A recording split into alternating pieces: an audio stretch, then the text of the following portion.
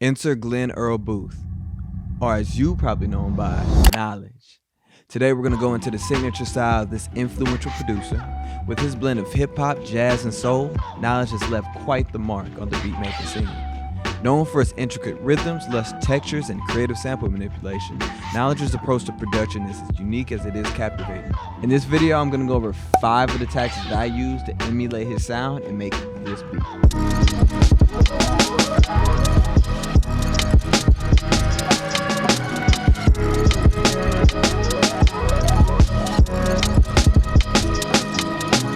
So whether you're a seasoned pro or just starting out, sit back, relax, and let's get to it, homie. Okay, so in terms of this beat I made, I was really inspired by the album Anthology by Knxwledge.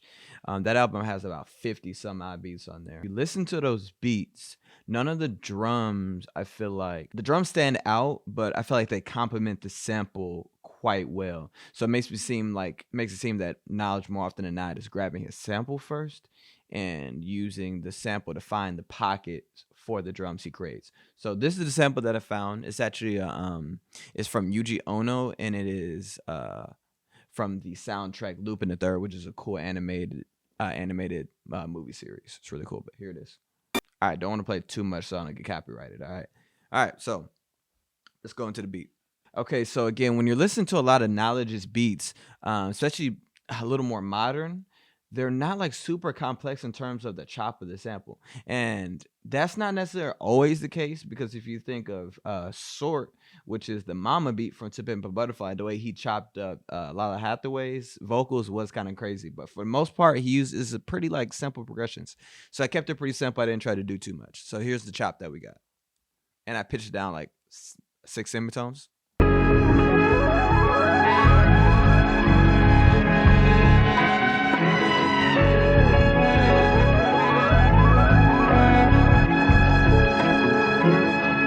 But yeah, that's a quick real bonus tip. Keep it simple. Don't go too crazy.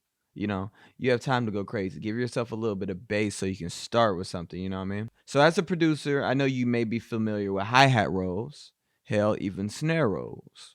What about kick rolls? Follow me for a second. And a lot of his beats, Knxwledge is very experimental. He's always trying something new.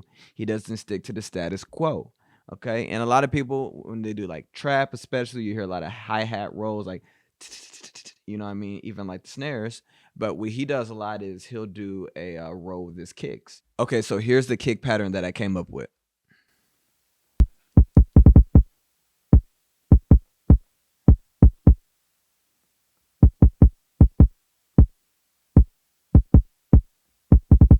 You see how subtle that was? It's nothing too crazy, but it adds a little bit of flavor. That it just gives it that little more flavor. Listen again. I don't know. It just gives it like it gives it more like life to the beat. You know what I mean? This is what the kick and the snare sounds like together.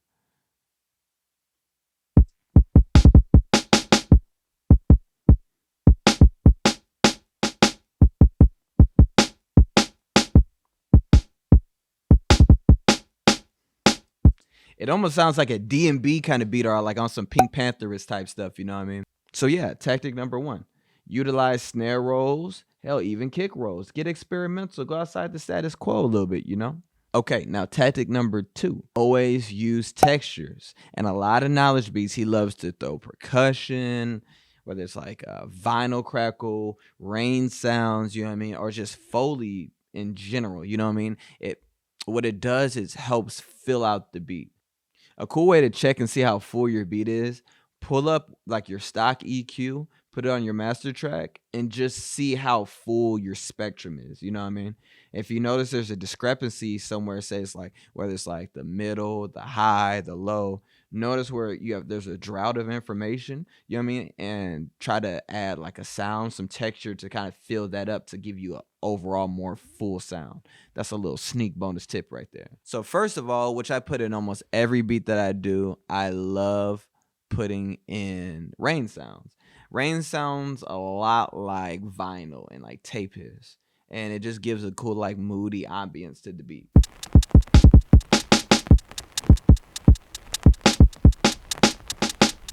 Next, I found this really cool percussion sound off Splice, and I threw it in there because it sounded cool.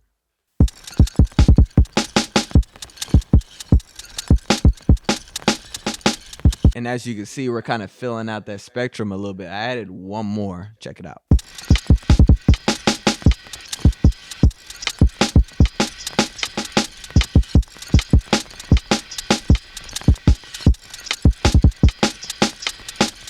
So check out the difference on this EQ without all the added like Foley and texture.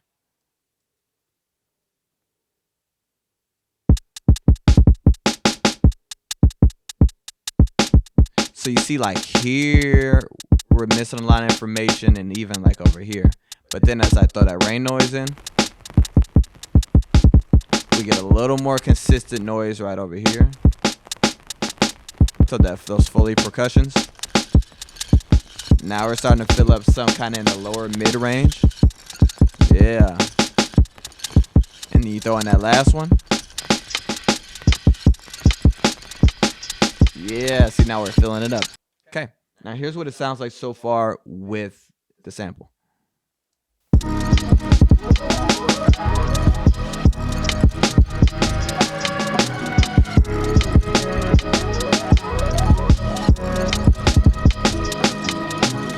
So yeah, technique number 2, always remember, add texture. Texture is your best friend. Technique number 3. And and what I mean, almost every single Knxwledge beat, you will hear that he uses vocal chops, vocal samples, whether it's like an old R&B acapella, hip hop acapella, but he's a genius with using vocals and other sounds to add flavor to his beats. So I kept it really simple. I had a little vocal chop that I used, and I'll play it real quick. Super simple, but it's really just cool ear candy to put in the beat, you know what I mean? Some cool things you could do. You can drop the beat. So there's a couple places where I dropped the beat, and I can put the little vocal chop in there like so.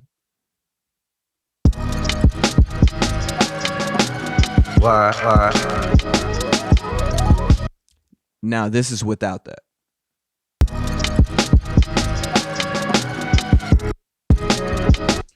It's almost like you don't even really notice the drop too much, but it's really, really subtle. That vocal is really subtle, but it just gives a cool little texture to it. You know what I mean? I threw a little delay and a little reverb on with Replica, just to kind of like ping pong, bounce it back and forth between your left and your right ear. So yeah, tactic number 3, use vocals, vocal chops, vocal samples, but don't be afraid to use it in a different way. You don't just have to use it like a vocal sample. You can maybe use it as percussion, add some texture, you know what I mean? Like there's so many ways you can use vocals. Okay, so tactic number 4, I just want you to listen to the beat and we'll talk about it in just a second, okay?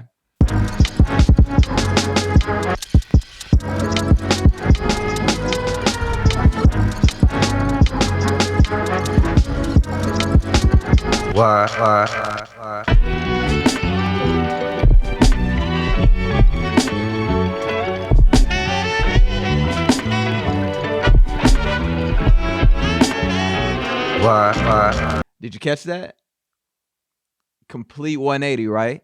All I did was hella pitch up that sample to switch it up to give it a different vibe, a little different feel when it came into that next chop, right? Now, also, not only did I pitch up that sample, the drums sound a little different too, don't they? It's not only a different drum progression, but I went and used completely different drum sounds. Don't be afraid to completely switch stuff out, whether it's a synth sound, pitch of a sample, the drums you're using, the drum progression.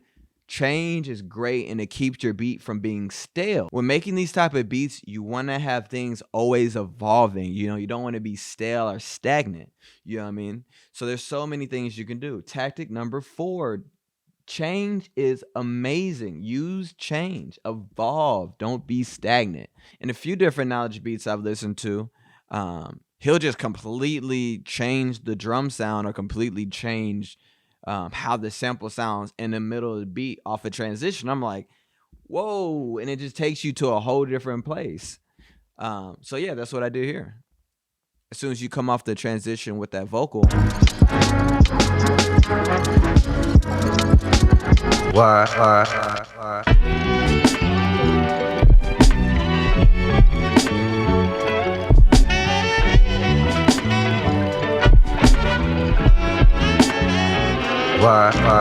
switch it up. Switch it up. It's super important so your beats don't get stale or stagnant. All right. That's tip number 4. Okay, so the last technique number 5, it's really just the mix and master. And a lot of Knxwledge's beats, they're very warm, they're very like they have punch, but they give you this, I don't know, this nostalgic feel, and that's all through mastering and mixing. For the sample, I'll always sing Golf Compressor's praises. It gives you like the feeling of you're running your samples or your whole beat through like a 404 or an MPC or SP1200. I did a little bit of EQing to take some of those mid to highs out. I just did a little stereo shaping to spread that sample out a little bit. Simple stuff. With the drums, I didn't do too much to the drums. I kind of just left them alone. On the master track, what I did, I added some J37 to give it some analog emulation. So this is what the beat sounds like as a whole without anything on the master. Turn my headphones up. I'm serious, nigga. Turn them shits up. Yeah, it's weak. I can't even hear it. I threw some more Wolf compressor on there. That's really going to give us a good amount of boost. Now, I'm not going to lie. This is really where it turns up. Ozone is crazy. I did a little bit of EQ. That's a little dramatic. A little bit of dynamics. Little dynamic EQ. Nothing crazy is going on over here. But the maximizers really was giving us like that punch.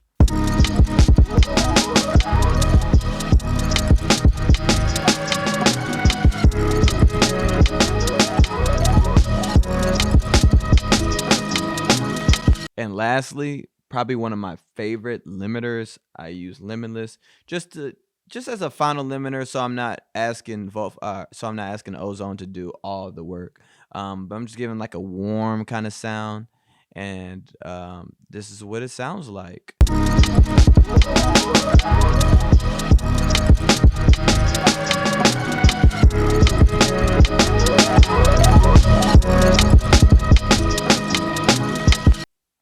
Yeah, and that's really it. Technique number 5. Just that mix and master. You do a little bit of analog emulation. There's so many ways you could do it. You could do like there's so many dang plugins like Lifeline console, RC20, J37, Abbey Road, Vinyl. You know, there are so many of those like vintage sounding plugins. You could get the Sauce plugin. You know what I mean? Then do a little EQ on your master. Just I really say cut a little bit of lows if you want to get that warm sound. Little bit of compression, little like it's not nothing crazy. I'm really not doing anything crazy. If you know, like Wolf compressor is doing a lot of the heavy lifting on a lot of my tracks, especially when I'm doing like beats like this. And throw a good little limiter on there. You can substitute, however, throw a little soft clipper on there that'll tame some of those peaks, and so the transients aren't like so like punchy. They'll round them out a little bit so it's a little warmer. You know what I mean? So you can use like Fruity Soft Clipper, Orange Clip, which is new. T-Rex has a good soft clipper. Throw that on your master, then throw the limiter on there. That's really what the Ozone, the dynamics, that's kind of what it's doing. Okay, so technique number 1, be experimental with your drums. We all know about hi-hat rolls. Try a snare roll, maybe a kick roll. Technique number 2, use vocal chops, but don't just use them in the normal way. You know what I mean? Switch it up. Maybe try using it as added texture. Use it as like vocal percussion. You know what I mean? Find different ways to use vocals in your beats. 3, add textures with various sounds, whether it could be like tape hiss, vinyl noise, rain sounds, Foley percussion, you know, but fill up that spectrum in your EQ. You know what I mean? You want it to be really full, you know? You don't want to overcrowd it, but you want it to be full. Technique number 4, change, evolve, don't be stagnant. You see, like in the latter half of this beat, it completely shifts, completely changes. I change the drum sounds. Like I literally use completely different drum sounds. I change the pitch. The samples the beat's not even in the same key. And technique number 5, A little analog emulation, a little EQ, some warmth, a little soft clipping, and limiting goes a long way, baby. Final product.